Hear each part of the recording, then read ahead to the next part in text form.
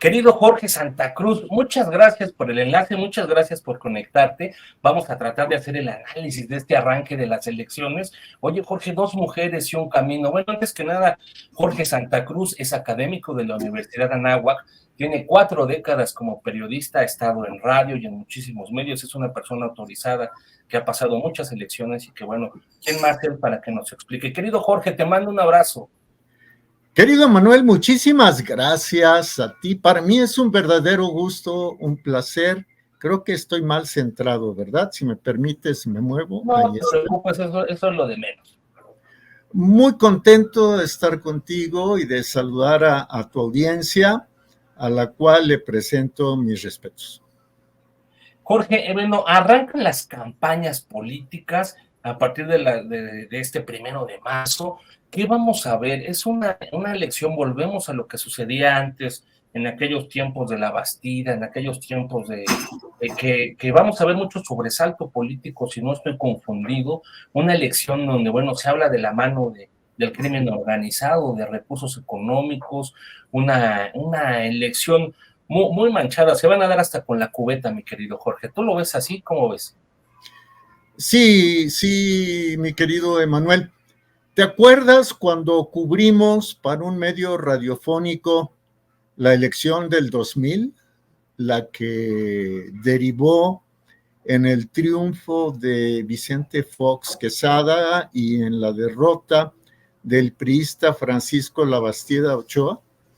Pues bien, esa elección en realidad podemos calificarla de tersa en comparación con lo que ocurrió después. Por ejemplo, la muy sospechosa elección de Felipe Calderón Hinojosa 6 años después como presidente de la República. Pero tú me preguntas concretamente qué es lo que se viene. Trataré de ser concreto. Número 1, una elección de Estado donde el presidente Andrés Manuel López Obrador es quien dirige la campaña de su candidata, y lo digo su, subrayándolo porque pareciera de su propiedad, Claudia Sheinbaum, donde dicta línea dentro del partido Movimiento Regeneración Nacional Morena, y donde además el presidente de la República tendrá aliados que no tuvieron ni el propio Labastida, ni el propio Fox, ni el propio Calderón. Me atrevo a decir que tampoco los tuvo Enrique Peña Nieto. ¿Quiénes son esos aliados? Los que promoverán el voto desde las organizaciones que están al margen de la ley, las organizaciones criminales. Entonces, se viene una elección de Estado donde el Estado recibirá el apoyo de algunas organizaciones criminales poderosas, lo cual puede provocar la reacción de descontento de otras y manchar todavía más de sangre el territorio nacional. Querido Manuel.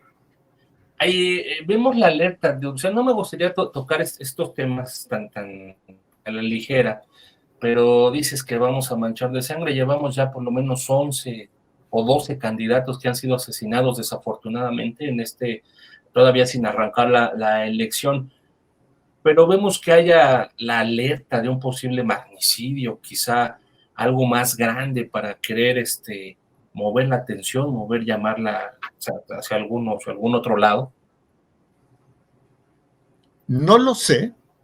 Mentiría si dijera que dentro de mis proyecciones, de las proyecciones de tu servidor, de un servidor de ustedes, dentro de la perspectiva figura el escenario.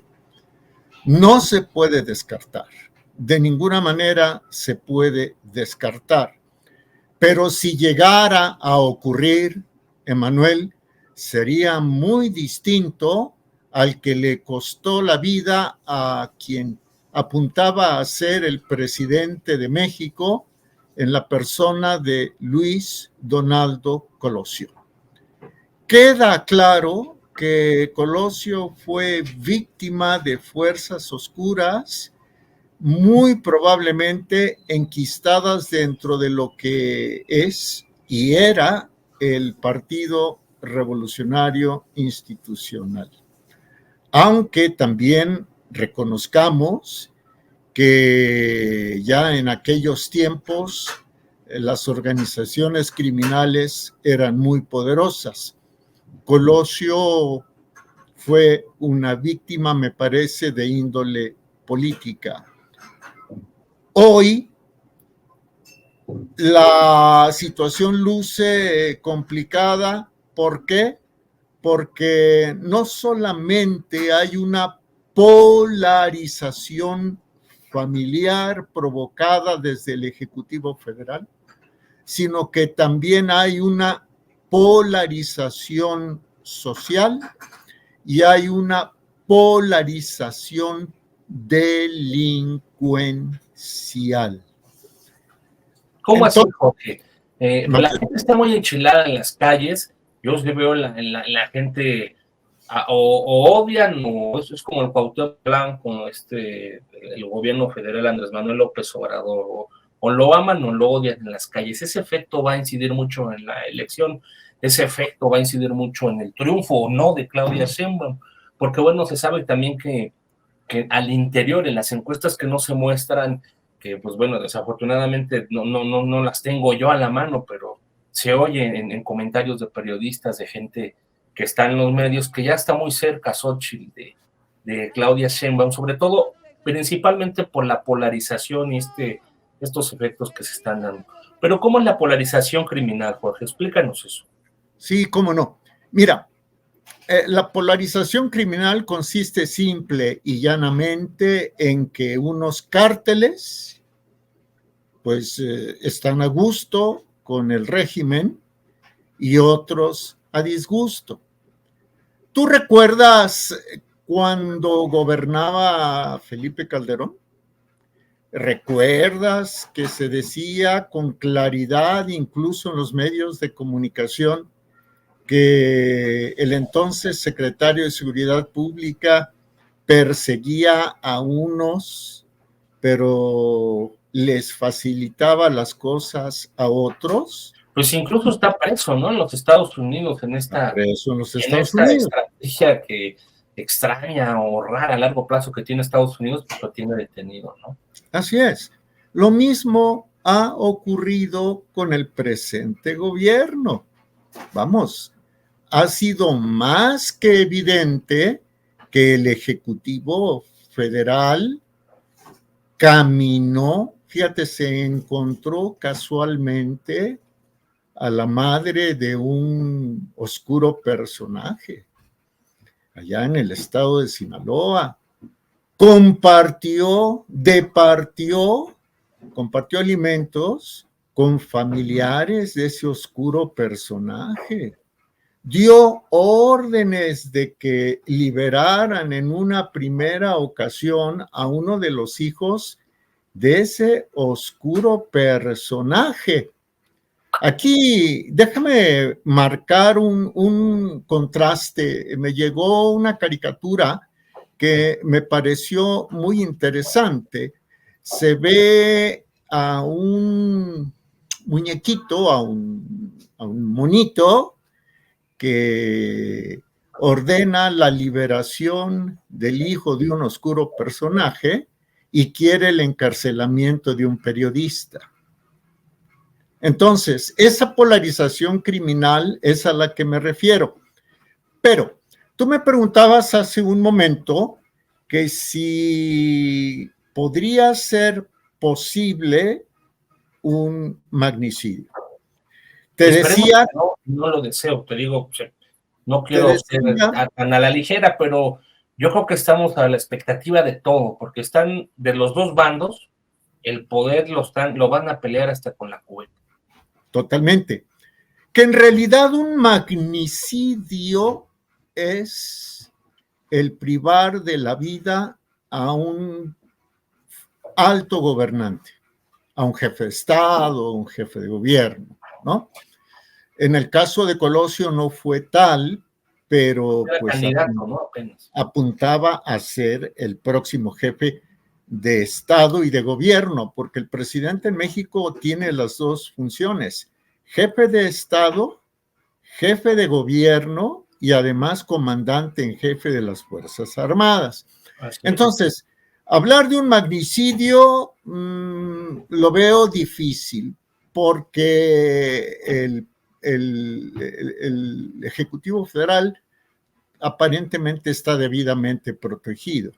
Se ha sabido rodear y ha sabido, me parece, y lo digo con todo respeto para los militares leales a la nación, se ha sabido rodear de comandantes que con tal de figurar y estar en la nómina, pues han accedido a una, no a una... A mucho poder, a mucho control, A digamos. mucho, vamos a decirlo así, Fíjate aunque que hay otros. me llamó la atención, Jorge, que un banco de los más importantes que tenemos en el país está emitiendo la alerta esta semana, Citibanamex, de que ven riesgos, aunque es menor, dice algo así, dice el documento, vemos un riesgo menor por el poder totalitario que le han entregado en esta administración a la milicia, a los militares.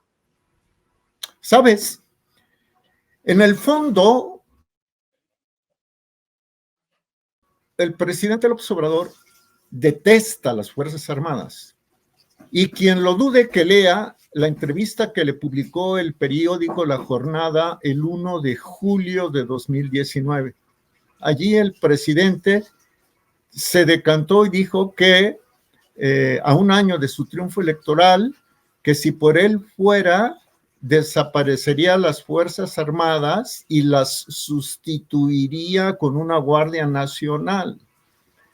Se quedó a la mitad. Pero por el otro lado, Manuel, al darle tanto juego, al darle tanto poder, al darle tanta preeminencia a los altos comandos, a los altos mandos de las Fuerzas Armadas, ¿sabes? Los expone a que todo aquello que hagan mal, porque pues, además su función es otra, su función es defender a la nación, todo lo que hagan mal va a provocar críticas. ¿Críticas de quién? De la población civil. Entonces, no descartaría tu servidor que en un momento dado él o quien lo suceda, que él espera que sea su candidata, la que parece ser de su propiedad, Claudia Sheinbaum, en un momento dado diga, pues desaparecemos a las Fuerzas Armadas porque han sido ineficientes, han cometido excesos, han cometido errores muy costosos y por lo tanto, como ya tenemos Guardia Nacional, nos quedamos con ella. O sea, esa es desde mi perspectiva la trampa que han tendido López Obrador y los suyos a nuestro Instituto Armado, a la Fuerza Aérea y a la Secretaría de Marina Armada de México. Entonces, tanto descontento podría ser capitalizado después a la inversa. Ahora, te ruego 30 segundos. Sí. Para terminar la idea del magnicidio y terminar la idea de la polarización social. Es tanto el fanatismo de un lado y del otro, más del lado de Morena, que no podemos descartar que un fanático crea hacerle un bien al presidente cometiendo un acto criminal que cueste la vida a alguien importante. Como tampoco se puede descartar que una organización criminal atente contra la vida. Yo sé que esto es un eufemismo, pero también sabemos que los robots están alertas. atenten contra la vida de alguien. Entonces, la probabilidad existe, no me parece que sea la probabilidad mayor, pero la probabilidad existe. Y por el otro lado,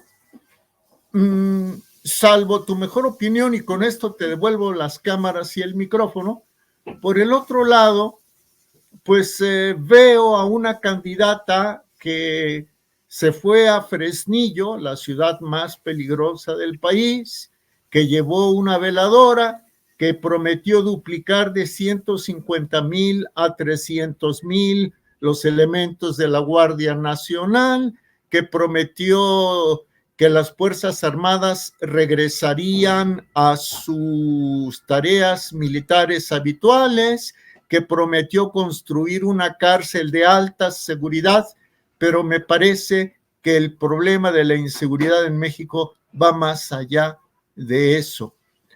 Se necesitaría ahorcar financieramente a los grupos criminales, se necesitaría también una amplísima campaña de atención a las adicciones, en fin, o sea, el panorama es muy complejo, pero por lo menos Xóchitl Gálvez lo menciona. En cambio, pues Claudia Sheinbaum lo que promete es un segundo piso de lo mismo, ¿no? Querido Emanuel. Para saltar otro tema, pero estando en el mismo, Jorge, ahí viene otro factor, Estados Unidos. Estados Unidos vemos que realmente empiezan a pasar cosas extrañas, ¿no? Algunas alertas en el área comercial, los analistas financieros dicen que tiene que ver meramente con el TEMEC, otros dicen que tiene que ver ya con las elecciones. También entendemos que es la elección presidencial en Estados Unidos. Andrés Manuel López Obrador con esta especie de capricho de, pues ahora no voy a la cumbre de los tres amigos en Estados Unidos, y sabemos que finalmente también ellos tendrían una voz. ¿Qué está pasando con ellos? ¿Ellos están tratando de incidir o no en la elección de México? Porque también sabemos que es por Estados Unidos que tenemos estos problemas del crimen organizado, por la cercanía y por el alto consumo que hay en aquel país. Si bien ha crecido en México, si ya tenemos también altos índices de consumo acá, es por el trasiego hacia Estados Unidos que estamos en medio de este brete parte. Entonces, ¿qué papel va a tener Washington en la elección de México? Desde mi particular punto de vista, será el papel crucial. Mira, permíteme referir una anécdota del del mes de septiembre, finales de septiembre del año 1981. Un reportero comisionado por un grupo radiofónico importante de la Ciudad de México, está en el patio central de Palacio Nacional. Horas antes se había dado a conocer que los tres sectores del Partido Revolucionario Institucional, el campesino, el obrero y el popular, se pronunciaban porque el secretario entonces de Programación y Presupuesto, un economista, un tecnócrata, Miguel de la Madrid Hurtado, fuera su candidato presidencial, el candidato que sustituyera en el gobierno a José López Portillo. Ese reportero vio por lo menos dos mantas de esas blancas a las que les ponían letras negras, rojas y verdes, en las cuales decía la Confederación Nacional Campesina apoya al LIC, y luego le borraron, le pusieron tinta blanca encima de un nombre. Ese nombre era Javier García Paniagua, el papá de Omar García Harfuch, por cierto, y le pusieron Miguel de la Madrid Hurtado. Entonces ese reportero lo atribuyó a que las fuerzas neoliberales dentro del PRI fueron más poderosas que las fuerzas de izquierda del PRI, ¿no? Pero con el tiempo, ese reportero entendió algo que es importante, a juicio de un servidor es importante. ¿Qué pasaba en 1981 en el mundo? En el mundo se perfilaba ya la consolidación de un modelo de economía de mercado a ultranza. Salía el presidente James Carter y entraba el presidente Ronald Reagan, quien finalmente doblegó a la Unión Soviética con el apoyo del Reino Unido, con Margaret Thatcher, con el apoyo de Juan Pablo II, con el apoyo del entonces canciller alemán Helmut Kohl, en fin. Y los tiempos que soplaban en ese momento eran tiempos de neoliberalismo. Por ende, un hombre revolucionario, al viejo estilo revolucionario del PRI como Javier García Paniagua, estaba fuera de lugar. Ahora, pregunto, aquí, si me lo permites, pregunto, es motivo esto de mucha reflexión, de años. Estimado Emanuel, le pregunto a tu público, ¿los vientos de la historia en este momento en qué sentido van? En un sentido nuevamente de consolidar a los Estados Unidos, por lo menos en América, o de dejar que China entre a América Latina y le robe mercados, le robe seguridad, le robe redes de distribución, cadenas de distribución, las vuelva más costosas para Estados Unidos. Desde la humilde perspectiva de quien habla, entonces sería la candidata Xóchitl Gálvez la que respondería a los intereses de un Estados Unidos que todo parece indicar quedará bajo el gobierno un segundo mandato de Donald Trump. ¿Y qué hizo el actual gobierno cuando Trump fue presidente? ¿No acaso militarizó la persecución de los migrantes? ¿Y no acaso se dobló cuando Trump amenazó con aplicar un arancel de 5% que fuera progresivo hasta llegar al 25% a las exportaciones mexicanas? El año 2023, México fue el primer socio comercial anual por primera vez en la historia de los Estados Unidos. Entonces, ¿quién garantiza una Pero política? también hay la suspicacia de que China ha entrado mucho a Estados Unidos por comercio disfrazado mexicano, ¿no? Bueno, eso lo dice el Sí, propio claro. Estados Unidos, no lo digo yo. Está la alerta de la Claro. la alerta de dice, oye, tú me estás vendiendo datos supervitarios de acero, pero lo que estás ahí es chino, no me engañes.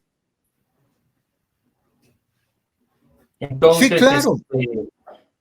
pues estas dos corrientes mundiales, ¿no? Puede ser, o sea, es que estas teorías ya se abren más y luego la gente dice, bueno, pues ya están tocando temas distintos, pero es que eso, las corrientes y los caminos nos llevan a eso, porque es que es eso, Emanuel.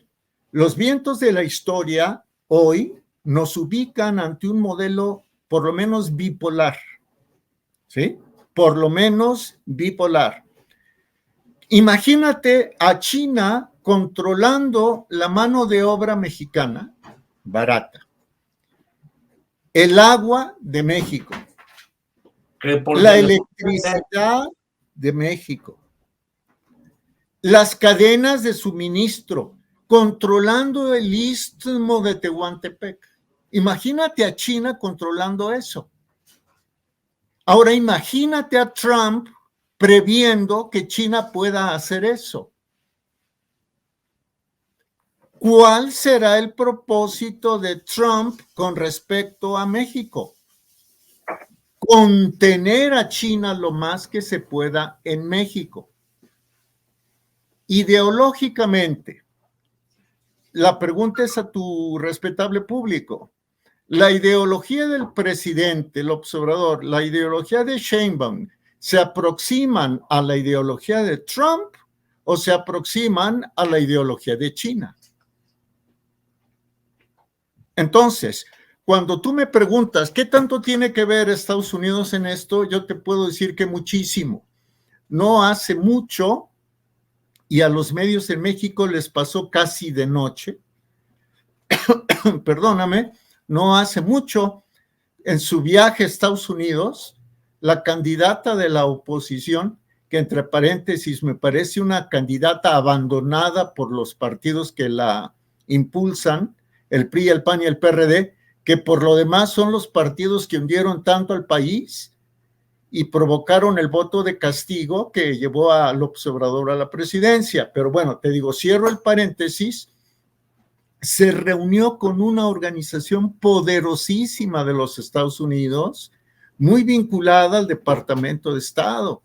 Esa organización en inglés se llama Council on Foreign Relations, Consejo de Relaciones Exteriores. Y allí escuchó las quejas de ¿quiénes? De los que representan a los verdaderamente poderosos económica, política, industrial y mediáticamente de los Estados Unidos. Me atrevo a pensar entonces que la candidata de la derecha estadounidense es Xóchitl Gálvez, no Claudia Sheinbaum. Y no hay que descuidar esto. Ahora, las encuestas públicas hablan de que Sheinbaum le lleva entre 20 y 25 puntos porcentuales. Las públicas, las mandadas a hacer, las que están un poco pagadas, digamos. Pero sabemos que hay otras. Con algunas fuentes importantes de medios me dicen que está ya muy cerca, están muy cerradas ya la elección, y yo no estoy a favor de Xóchitl Gálvez, te lo digo, pero está muy cerrada ya la elección y se van a dar con todo, está muy cerca. Sí, yo tampoco estoy a favor de Xóchitl Gálvez, ni estoy a favor de Claudia Sheinbaum. Vamos. Y estamos igual, sí, para ser claros. Fíjate que el tema está muy interesante y nos da para seguir hablando. Desafortunadamente luego la gente se aburre y le cambian, nos mandan a comerciales. Vamos a seguir una parte 2 o 3. Me gustaría pasar a otras 2 preguntas. Es la primera historia, no sé si esto tenga que ver o sea una pregunta machista. Es la primera vez que una mujer va a ser la presidenta de México. En un 99% sí, está la posibilidad de que es la primera vez, en un 90, 95, 99%, que México va a tener una mujer presidenta.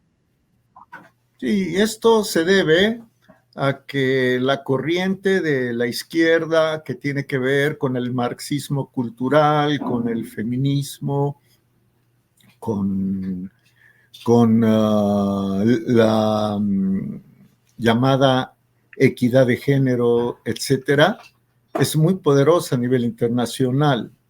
Sus cabezas visibles son gente muy rica, por ejemplo, los Soros, por ejemplo, los descendientes herederos de los Rothschild, los Rockefeller, etcétera. Entonces, México no es una ínsula. En México reverbera lo que se decide para el globo. A eso lo atrevo de que México va a tener una presidenta mujer. Además, bueno, yo en lo personal no me siento incómodo y he tenido jefas, actualmente tengo una jefa que es mujer, pero el asunto no es ese. El asunto es que esta es una política global. En esta idea de las izquierdas, ¿no? De los derechos, que está bien que avance la sociedad, pero a veces está un poco confundida. Es un tema para otro blog, para otro debate, mi querido Jorge. ¿Cuáles son los retos centrales? Es una pregunta muy amplia con 20,000 aristas que van a tener el nuevo gobierno de México después de que pasen estos meses de campaña, que pasen esta elección de Estado que vamos a ver muy complicada. ¿Cuál es el reto más urgente? La inseguridad, fortalecer el TEMEC, la relación con Estados Unidos, el tema del agua. No sé, ¿cómo lo ves tú con tus 5 años en el análisis, con tus, 5 décadas en los medios de comunicación? Mira, si se consuma la elección de Estado y Claudia Sheinbaum llega al Palacio Nacional, la polarización política se acrecentará aún más. Y eso puede derivar en una mayor inestabilidad nacional. Si llega Claudia Sheinbaum al poder, seguirán grupos criminales como en el campo y en el recreo haciendo de las suyas en la mayor impunidad. Pero también Luego, aunque llegue Xochitl, Jorge, porque eso sabemos, es como lo de ser lo que fue masón, como Benito Juárez, que era masón, muchos presidentes pues fueron masones por compromiso, ¿no? Porque, o recibir el bando de los pueblos indígenas, el bastón de mando. Aunque es que llegue Xochitl, me imagino que también va a seguir el crimen, a lo mejor de otro bando, a lo mejor, pero es imposible acabar de tajo, ¿no? es muy interesante lo que planteas y yo le pediría a tu público que cuando tenga ratitos investigue cuántos de los presidentes mexicanos del siglo XIX y del siglo XX y ahora del XXI han militado en la masonería. Pero bueno, como tú dices, ese es tema como para otra charla. Mira, si llega Claudia, si se consuma la elección de Estado, de todos modos te digo, la mitad del país o casi la mitad estará inconforme. Y eso será capitalizado seguramente incluso por fuerzas externas. Trump quiere, también Biden, pero considero que más de dientes para afuera, Trump quiere no solo detener la invasión, así le llama, la invasión de migrantes, sino quiere que México evite la llegada de sustancias tóxicas. No las menciono por razones obvias, ¿no? Bueno, con Claudia, pues podría hacer una mayor represión a migrantes, pero quién sabe, dados sus compromisos, los compromisos de la 4T, ojo, los compromisos de la 4T con grupos criminales, pues quién sabe si estos grupos criminales accedan a dejar de enviar sustancias tóxicas del otro lado, porque les dejan mucho dinero. Ahora, No, del agua. y dejar de enviar esas sustancias, finalmente hay que reconocer el análisis más profundo, reventaría la economía, porque son remesas, es dinero, es capital fresco, es moneda líquida. El 2023 fue el año en que más remesas llegaron a México desde que se tiene registro, por lo menos desde 1995. Pero no sabemos cuánto de ese dinero es dinero limpio. Pero te la pongo de otra manera. Y le puedo asegurar a tu público, pueden tratar de indagar del Producto Interno Bruto de México, cuánto le corresponde a la delincuencia organizada. Y si no anda por lo menos en un 40 o un 50%, pues estaría su servidor quedándose corto, ¿no? De ahí que regreso un poco a tu pregunta anterior. Hay que fomentar la pequeña y mediana empresa, la micro, pequeña y mediana empresa. Eso le ganó a Fox muchos votos, la micro, pequeña y mediana empresa. Hay que terminar con el cobro de piso. Hay que terminar con la excesiva carga fiscal. Hay que terminar con el excesivo endeudamiento del país. Hay que vincular a las universidades con los centros de trabajo. O sea, la tarea es titánica, pero no sé qué tanto quieran hacerlo del discurso, pasarlo del discurso a la vida real. Entonces, hay quien propone que se aumente el cobro del agua para que la gente cuide el agua. pero creo que esto sería de momento contraproducente.